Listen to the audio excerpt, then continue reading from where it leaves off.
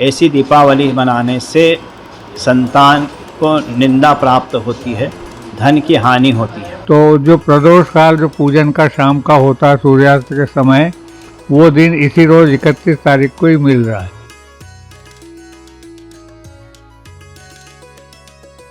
दिवाली हिंदू धर्म के प्रमुख त्योहारों में से एक है जो पूरे देश में हर्षोल्लास के साथ मनाई जाती है। रोशनी के इस त्योहार का इंतजार हर कोई बेसब्री से करता है। हर साल कार्तिक माह के अमावस्या तिथि में दिवाली का त्योहार मनाया जाता है। बता दें कि इस बार लोगों के बीच दिवाली की डेट को लेकर कंफ्यूजन है। कोई कह रहा है कि दिवाली 31 अक्टूबर को है, तो कुछ लोग 1 नवंबर को दिवाली मनाने की बात कर रहे हैं। तो चलिए जानते हैं कि इस साल दिवाली की सही तारीख क्या है। इस साल दिवाली को लेकर ज्योतिषाचार्यों की अलग अलग राय बनी हुई है, यानी लोगों के साथ ज्योतिषाचार्य भी कंफ्यूज हैं।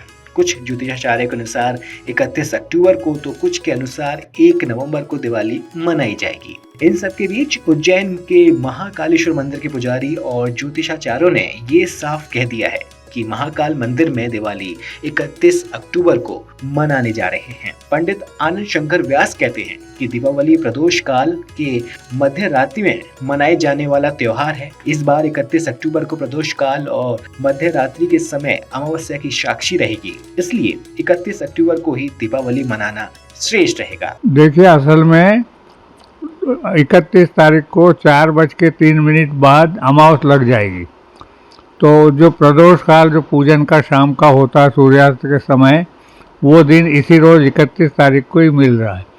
और 1 तारीख के रोज अमावस जो है 5 बजे ख़त्म हो जाएगी।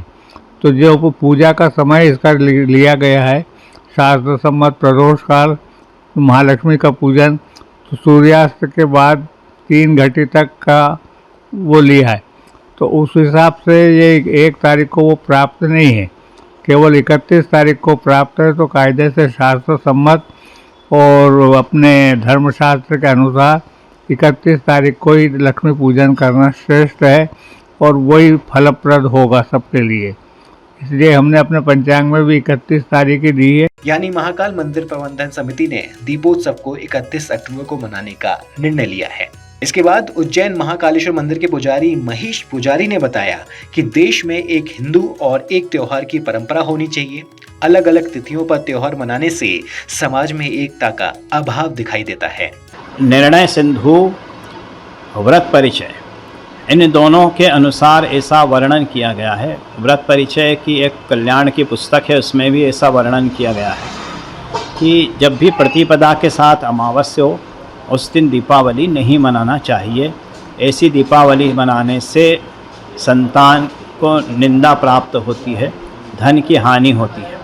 इसलिए 1 नवंबर 2024 को प्रतिपदा से संयुक्त अमावस्या है, इसलिए 1 नवंबर का त्याग करना चाहिए। जब चतुर्दशी से संयुक्त अमावस्या होती है जो 31 अक्टूबर 2024 को है, उस दिन ही दीपावली मनाना चाहिए और दोपहर से ही अमावस्या की तिथि लग जाएगी। और दीपावली का जो पर्व है वो अमावस की रात में बनता है, तो अमावस की रात भी 31 अक्टूबर 2024 को ही रहेगी, 1 नवंबर को नहीं रहेगी। मार्कंडेय पुराण के अनुसार 3 प्रकार की रात्रियों का वर्णन किया गया है, दारुण रात्रियाँ जिनको कहते हैं। एक है काल रात्रि, एक महारात्रि और एक होती है मोहरात्रि। महारात्रि कहते हैं शिव महारात्रि को, काल रात्रि कहते हैं होलिका को, पर्व को, और मोहरात्रि जो होती है वो दीपावली की रात्रि होती है जिस दिन अमावस्या रहती है। तो अमावस्या 31 अक्टूबर 2024 को ही रहेगी और मोहरात्रि भी 31 अक्टूबर की रात्रि में ही रहेगी। इसलिए दीपावली का जो पर्व है वो रात्रि का पर्व है, इसलिए उसे रात्रि में 31 अक्टूबर को ही मनाना शास्त्र सम्मत उचित है। माता जी को प्रसन्न करने के लिए किस तरह की पूजा की जाना चाहिए और कब मतलब किस समय का इसका मुहूर्त है, किस मुहूर्त में पूजा? दोपहर के बाद से लगातार मुहूर्त रात्रि तक हैं 31 अक्टूबर 2024 को, और उस दिन भी गुरुवार है। तो गुरुवार वैसे भी माता जी भगवान विष्णु और लक्ष्मी जी की प्रसन्नता का दिन होता है। गुरुवार के दिन वो प्रसन्न रहते हैं।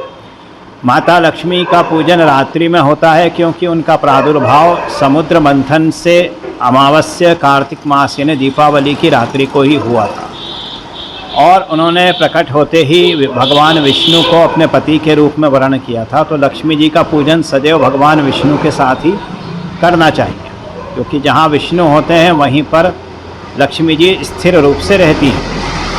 तो उनके पूजन में भगवान विष्णु विशेष रूप से शामिल करना चाहिए लक्ष्मी जी के पूजन में, और उनकी कमल के पुष्पों से माला अर्पण कर कर घी धूप बत्ती आदि से सुगंधित पदार्थों से सुगंधित नैवेद्य से माता जी को प्रसन्न करना चाहिए। रात्रि काल में जो 12 से 1:30 का समय होता है, स्थिर लग्न का मुहूर्त होता है, उसमें माता जी का पूजन करने से लाभ वृद्धि होती है। अगर आप ये वीडियो YouTube पर देख रहे हैं तो हमारे चैनल को सब्सक्राइब करें और बेल आइकन को दबाना ना भूलें। अगर आप Facebook पर ये वीडियो देख रहे हैं तो हमारे पेज को लाइक करें।